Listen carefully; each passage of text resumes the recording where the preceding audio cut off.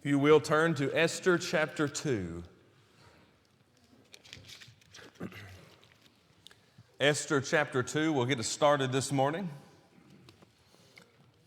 And if you can remember all the way back to 2 weeks ago before the gospel meeting, that's where we're picking up. And I'll give you a brief, quick 1-minute rundown of where we were, where we've been, to get us caught up. Remember, we started the book of Esther a few weeks ago, introduced the book, talked about who Esther was, talked about the key individuals inside of the book of Esther, such as Esther and Mordecai. They're our main key individuals who are on God's side. We talked about Haman and how he was selfish, how he was self-willed. We've not really been introduced to him yet, but we know we're going to meet him soon. And we talked about the king and his wife. And we talked about these ideas of who they were. What was her name? Do you remember? Vashti, that's right. Now, when you enter into chapter 1, you're getting an introduction to the king, you're getting an introduction to Vashti, you're getting an introduction into the kingdom in which he sees over. And you remember he has been throwing this great parade of things throughout his land. Great. We talked about the parties in which he was holding, the drinking parties in which he was holding. And you'll remember at the end of the chapter, he brings his queen in, or sends for his queen to come in and put on a show for those that are there. And do you remember what she did? She refused. She refused to be a part of an immoral peace in which her king, her husband, was putting on. And you remember at the end of this particular scene, in the state of drunkenness they were in, some came to the king and said, "You need to get rid of her. It's time for you to get rid of her, king, because she's going to make all of us other husbands look bad in our homes, and our wives won't do what we say." And you remember what the king did. He wrote a law, and he abolished his wife from being his wife and put her out from among her. And you remember we picked up last week or 2 weeks ago, looking at verse 1. Here the king, and you'll look at the latter part of the verse, he remembered Vashti and what she had done and what was decreed against her. And that's where we start this morning. Here's the king. The king's anger had run its course. No one is able to maintain anger from a long period of time without effort. It's obvious to us that he did not apply much effort, did he? Because he wrote a law in the scenes of what's happening here. And he puts his wife out. But it's interesting to me, and I want you to notice the first 3 words of verse 1. After these things. What do you think that means? What do you think that means?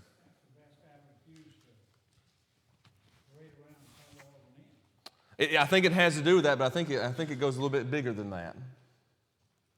After these things. What do you think that means?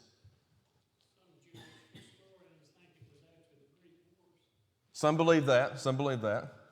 There's some connection to war. You know, when you look at the Medes and the Persians, their goal was to conquer the world. So in all areas of looking at their history, they're almost always at war. It was their goal. It was their plan. They were going to rule the world.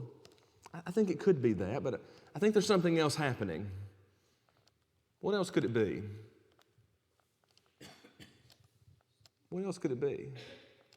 Does anybody have an idea? I think it means he sobered up. Yeah, you're right. He missed his queen. Oh yeah, I wrote a law against her, and here's what he knew. Even I can't change it. See, the law of the Medes and Persians, once it was signed into decree, once it was put into law, it was law. And there was no going back. Now, what has this king done? He decreed his wife out. He wrote a law against his queen, and he put her away. That's what he seems to call it. He puts her from among his midst. Now, I believe after these things has to do with the fact he's now wizened up.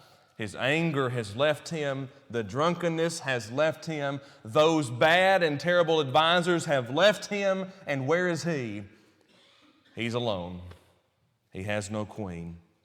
Pick up with me in verse 2. Notice this. Then the king's servants that ministered unto him, let there be fair virgins sought for thee, king. And let the king appoint officers in all the provinces of his kingdom, that they may gather together all the fair young virgins unto Shushan the palace, or the place, and to the house of the women, under the custody of Hegag the king's chamberlain, the keeper of women, and let their things for purification be given them, and let the maidens which pleaseth the king be queen instead of Vashti. And the thing pleased the king, and he did so. As you go through these books in the Old Testament, you can always pick out individuals who you should or should not have characteristics alike. Now, I believe we should have some of the characteristics of Vashti. What did she do? She refused to be involved in a sinful activity. Should we not do that? Should that not be the application of our lives? We're God's people, aren't we? We should know God's word, shouldn't we? Then what should we recognize? We should understand and recognize that there are things in this life we must put away from ourselves, even if it means being the disappointment to our world. That was Vashti's decision. We also need to look at the king here. Every time he was in a pitiful state, someone came along and said, "King, here's what you should do." And you look at the end of verse 4, and you'll keep seeing this, and he did so. He was influenced by those that were around him to the state that he was letting them really rule his own affairs. It pleased him to hear that someone else could fix his problems, whether it be the right thing to do or not. So he listened to them, and he said, "Let it be so." We need to be unlike this king, and we need to be a people who do not listen to our world. Now, here's the one thing I'm not saying. Have you ever done something and knew you were wrong? Anybody else? Am I the only one that's ever been in that position? I think we've all been there too. Yeah, I think we all have. This is a good example of peer pressure. It's a great, yes. Mob mentality. The mob mentality. I like that. And you know, that's happening to our young people right now.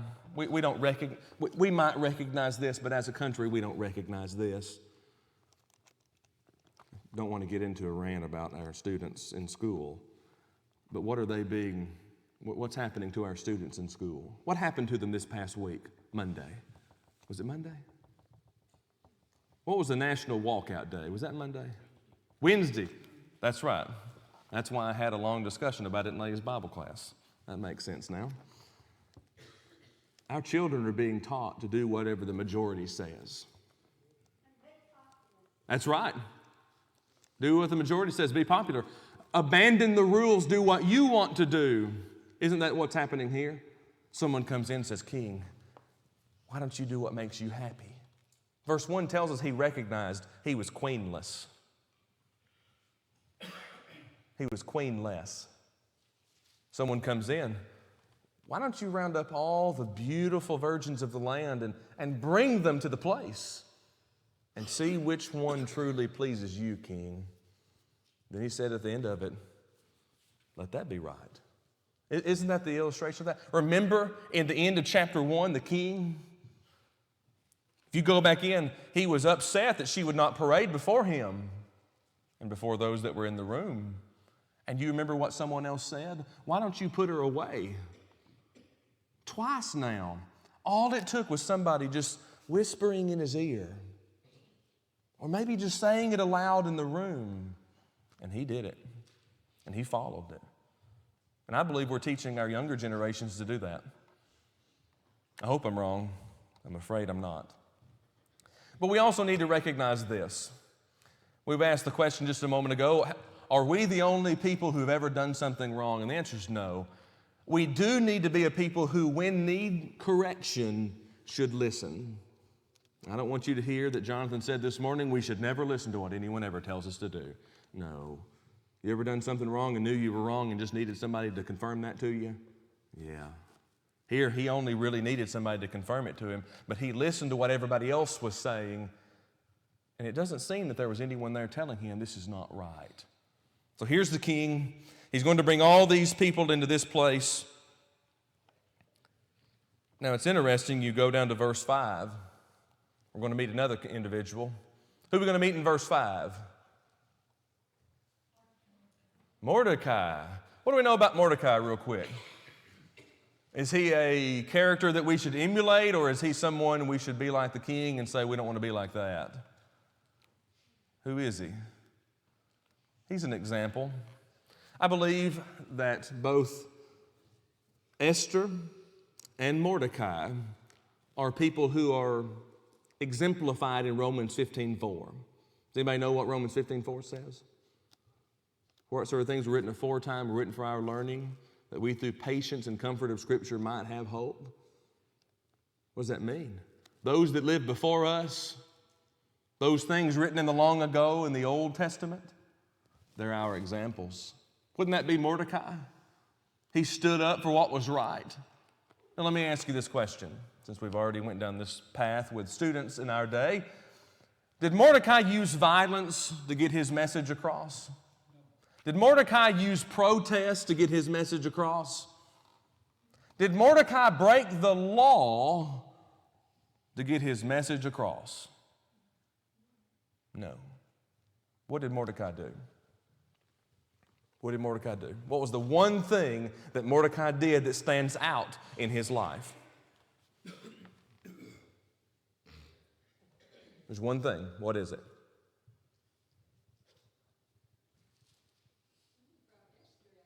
He brought Esther out, and I think that does stand out in his life, but I think there's something else before that.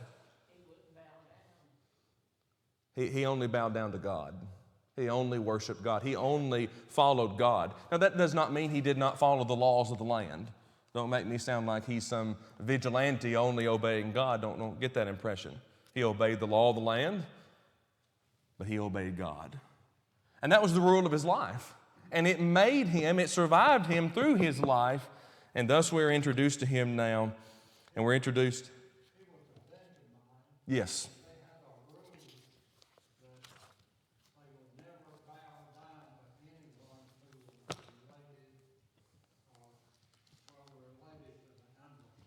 Yep. And also we're going to see a scene here soon.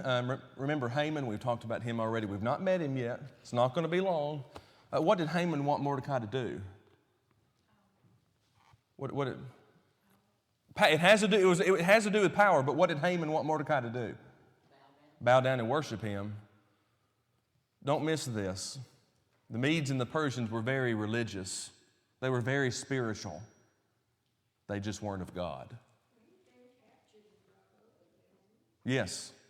Remember, he's a captive in a strange land.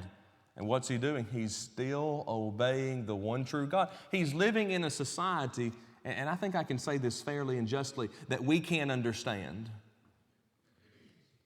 I don't think we can understand a society that has a king who wants his wife to come parade before his other people he's trying to show off for. I don't think we can understand the centers of worship and the way in which they existed in the land of the Medes and Persians, because it was not just worship. See, we come together and worship, don't we? And that's how we define worship. And in our minds, we associate worship the same across the world. Well, it wasn't. And it isn't. And it won't be. The worship that existed there in the land of the Medes and Persians was also very spiritual, they would say. Was also very religious, they would say. But it's very much like the worship of the Greeks and the Romans. You remember their temples that they had? What were those temples really houses of? Idols, yes, but there's something beyond that. Immorality, ill repute, fornication. You get the idea. I would suggest that most likely in the lands of the Medes and Persians, it was worse.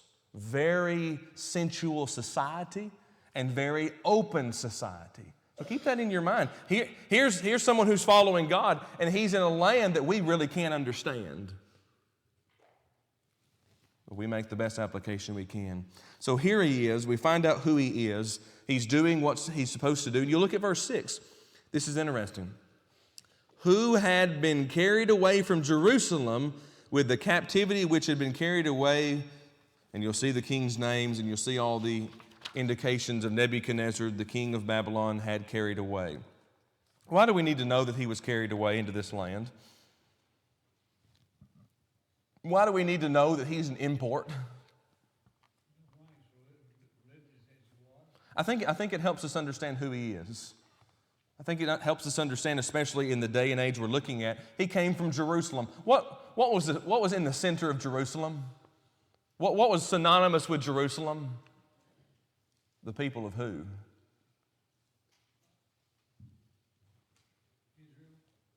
Israel, the people of God. And now he's in a strange land. It's interesting in this particular scene. Yeah. Everybody knew who was from Jerusalem. Everybody knew how Jerusalem was. It's just as today. We can make the application. Just as much as people know how the people are from, and listen to how I'm going to say this, just as much as how the people of this world know how the people from East Hill are. You get the idea? What does our world think of us? That's an interesting question. So here we see this individual. His name is Mordecai. And he has brought up Esther, verse 7, his uncle's daughter, for she had neither father nor mother. And the maid was fair and beautiful, whom Mordecai, when her father and mother were dead, took in for his own daughter. We finally are meeting Esther. The book's named after her. The book's named after her. We're introduced to her Hebrew name. We're introduced to her Persian name here, Esther. And we understand some information about her. Her parents are dead. Her mother's dead. Her father's dead. She was of fair form. That's what this particular phrase means here. She was beautiful. And Mordecai took her in and brought her in. Now, what was the qualifications for the new queen? What was one of the qualifications for the new queen? I heard you, but I didn't hear you. To be a virgin, yes. What else? What was another quality? Beautiful. Remember in the previous verses 1 through 3, bring all the fair of the land. That qualifies Esther, doesn't it? She was of beautiful form. She was visually beautiful. And it's interesting to us that it's noted here in verse 7. So note verse 8. Mordecai has been taking care of her, so we see the lineage he's passing on with her. So it came to pass, verse 8, when the king's commandment and his decree was heard, and when the maidens were gathered together into Shushan, the palace, to the custody of Hegai, that Esther was brought also into the king's house, to the custody of Hegai, keeper of the women. Okay. Why is she there? Why is she there? Well, she met the qualifications. What else is happening? I definitely think that's applicable here. Providence, we would call it. But what else? God's plan. What else? That's right. But yes, there's still something else. I want us to see this. What else? I got a lot of what else is stored up, so if y'all keep saying them, I'm going to keep getting them. Mordecai has presented her, but there's still something else happening. Why is she being presented? I don't want us to miss this. She's probably a godly woman. I definitely think so too. I'm right there with you. Let me find it again here. I don't think it's that, because in verse 7, he raised her or took her for his own. So I don't think it's that it's he was disassociated from her. I don't think it's a condition as we read about others in Scripture. But I want you to look at the very first part of verse 8. So it came to pass when the king's commandment and his decree was heard. Why was she there? For her people, but why else? It was law. I don't want us to miss that. I don't want us to miss that. She was there for her people, and she's going to learn this, and Mordecai is going to direct her later on. You're here. You can be the ear of your people. You can be the voice of your people. Sometimes it takes Christian people, godly people, I'll say it that way in the conditions of the book of Esther, godly people to stand up in terrible occasions. That's Esther. Okay. Being chosen as a candidate queen was not necessarily a good thing. No. These women had to go through a full year of beauty treatment with cancer look, but by being chosen, they lost their freedom They did. to do His will, and any previous relationship Mm-hmm. they had was gone, and the odds were overwhelming that they would never marry. That's right. That's right. It will change the scope of these ladies. But sometimes it takes good people, godly people, standing up in the face of disaster. Could she have fought them? She could. What do you think would have happened to her? Well, it wouldn't have done her any good, no. Two things probably would have happened to her if you look at the laws of Medes and Persians. She would have probably either A, been killed. That was a very good tactic of the Medes and Persians. You didn't follow the law, they'd kill you. They knew how to keep law and order. It's interesting there didn't seem to be any prejudices here. No, there's not. And that's also interesting to me. Here she is. She's from another people. She's brought in. She's different. She would have been different. That's right. That tells us something about beauty. Beauty crosses cultural lines. That's true. Beauty can also only be skin deep. And that's what, remember in verses 1 through 4, you go out and we'll bring the fairest of the land in. What was that individual who was telling the king, let's find you a new queen and let's find the most beautiful woman we can find? What was he telling her? Let's only satisfy you in part of your life. You're right. It can only be skin deep. It was the law, so either A, she would be killed, or B, she would be forced. She would be forced. And they had cruel ways in the land of Medes and Persians to do this. So they're all gathered. They're in the keepers of the women in this particular scene. She was rendered. Some people would also render it this way in verse 8, according to the language, that she and all the other ladies were forcibly brought, as in they had no decision. I always like to present it in both lights, whether they were choosing to, whether they were chosen to. I don't think that's in our decisions to decide what that was. There were probably some that wanted to be queen. Oh, I bet you know there would be. Let's just face this out. If our president was single and he says, I'm going to find me a first lady, what do you think would be knocking on the doors of the White House? We understand that. So some probably wanted, some probably didn't. That's a good point. I'm glad you brought that up. Verse 9, let's pick up here. And the maiden pleased him. Who's the maiden? Esther. Who's the him? The keeper of the women. And she obtained kindness of him, and he speedily gave her her things for purification, with such things as belonged to her, and 7 maidens which were meet to be given her out of the king's house, and he preferred her and her maids into the best place of the house of the women. What's already happening to Esther? She's in a terrible situation. I think that's acceptable to say. But what's happening to her? She's caught the eye of the keeper of the house. She's caught the eye of the keeper of the house. You know, I think it would be doubtless to say that the young ladies, all of them, were beautiful. Remember, that was the standard for the cut for queen. You go pick up all the fair ladies, the beautiful women, and you bring them in. But Esther obtained good pleasure of the keeper of the house, the man given oversight of their care. My question to you is, why did he take such an interest in her? Yeah, but I think there's something else happening here, and you mentioned it just a moment ago. Carol mentioned just a moment ago, beauty is only skin deep. The apple of his eye? Maybe.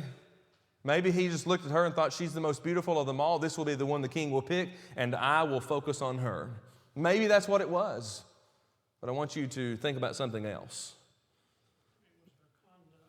Yeah, maybe she was beautiful on the outside and the inside. Ever thought about that?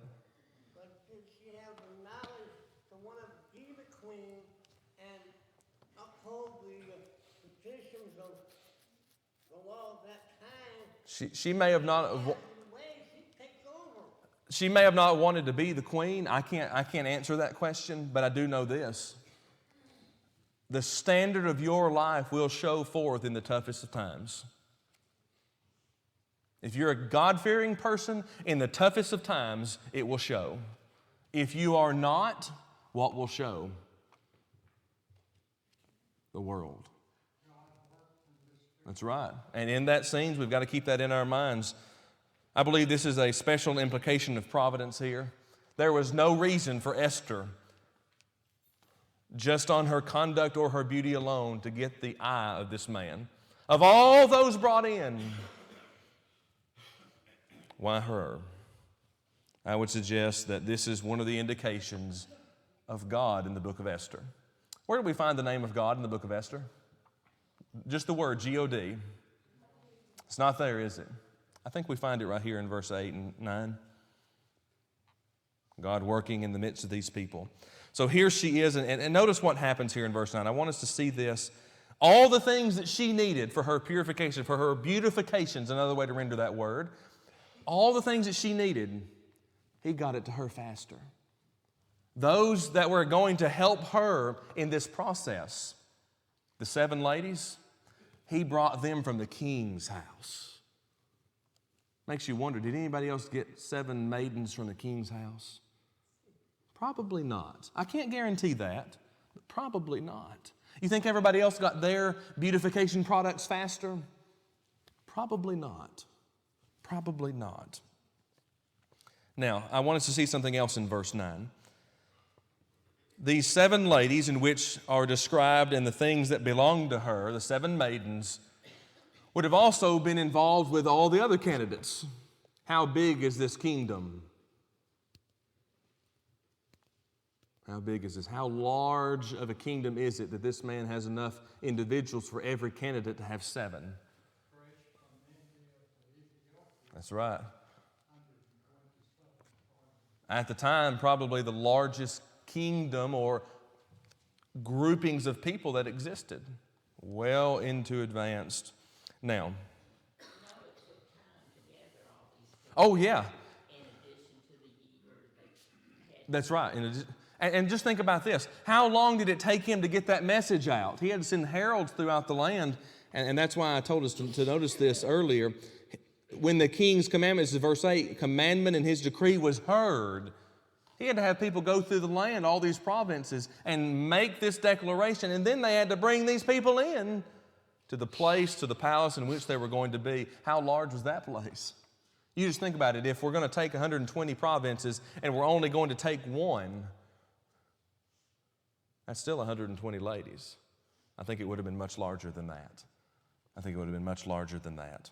He's the king after all. Now, notice verse 10. This is important. She has all the best things. She has all the best helpers. She has all the best people on her side. Verse 10, Esther had not showed her people nor her kindred, for Mordecai had charged her that she should not show it. Now get verse 11. And Mordecai walked every day before the court of women's house to know how Esther did and what should become of her.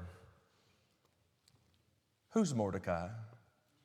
Let's get to the innards of Mordecai. Who's Mordecai? Esther's uncle. That's just, yeah, they're related. But who is he? Not talking about human relationships, not talking about professions. Who is Mordecai? That's right, he is God's man. And what I like about this is, and I think this is impressive of parents toward their children. Could you imagine sending your child into that scenario? Now, you just think about how blessed we are in the land we live. But look at this. He went before the court of this women's house every day to see how she fared. Every day. I think that's indicative of a man of God who takes care of his family. But also in verse 10, He was not just concerned about her before or during the time she was in that court, but before she went in there. Don't tell them who you are. Don't tell them who you come from. Remember, you're a captive. Don't tell them who you are. You protect yourself. Now, this is setting the stage, verse 10, for what's going to happen. Setting the fact that she had never revealed her nationality. Mordecai checking on her is setting the stage for what Mordecai is going to do as we continue. How many times is Mordecai going to run into Esther just in happenstance? I would suggest it wasn't happenstance. I would suggest it wasn't just an accident that they ran into each other. I would suggest that he was concerned about her and it was a priority. Mordecai is not only going to teach us how to be a godly man, but he's going to teach us how to be a man of priorities. If it's important to us, what are we going to do?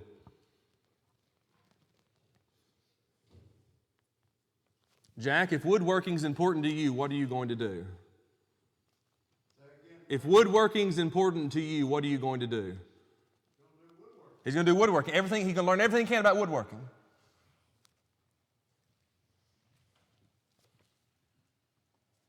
Casey?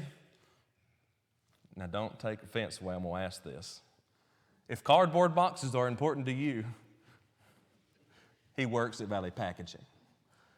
What are you going to do? You're going to learn everything you can, aren't you? Bonnie folds her bulletins now. Bonnie, if folding bulletins are important to you, what are you going to do? You're going to be there every time. You're not going to miss a beat. Mordecai, Esther's important to you. What are you going to do? You're not going to miss a thing. You're going to check on her. You're going to advise her. You're going to help her as best you can. Now, our bell is rung, so I'm going to ask one question, and I'm going to mark this page right here. We'll pick up next week here in verse 12. But I want to ask this question as we conclude our class. It's going to help us with what Mordecai is doing. It's going to help us as who Esther is. But let me ask you this question. Christian, if heaven is important to you, what are you going to do? You're going to go there. You're going to learn about it. You're going to know everything you can about it. And you're going to know who your adversary is because that's involved. Mordecai, we're going to learn about him. He's going to learn about the king. Remember, he's going to even save the king's life. But he's going to be monitored and worried about Esther. And the Christians the same way.